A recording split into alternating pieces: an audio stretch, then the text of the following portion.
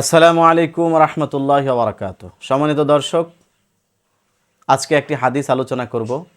নবীজি সাল্লাল্লাহু আলাইহি ওয়াসাল্লাম বলেছেন, মান আফতারা ইয়াওমান মিন গায়রি রুখসাতিন ওয়ালা মারাদিন লাম ইয়াকুযিহি সাওমুদ দাহরি কুল্লি।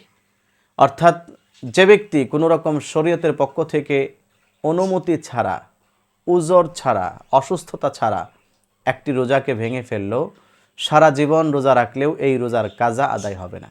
অর্থাৎ রমজান মাসে কষ্ট মোশাক্কাত করে, কষ্ট ক্লেশ করে যে রোজা রাখা হয়, সেটার যে সম্মান, সেটার যে সওয়াব দেওয়া হবে, পরবর্তীতে কাজা করা মানে জিম্মাদারি মুক্ত হওয়া। কিন্তু সারা জীবনও যদি রোজা রাখে, রমজানে এক রোজার যেই সওয়াব ছিল সেই পরিমাণ সওয়াব সে কখনোই পাবে না। এই জন্য আমাদেরকে মনে রাখতে হবে, যত কষ্টই হোক কোনো অবস্থাতেই রোজাকে ভাঙা যাবে না।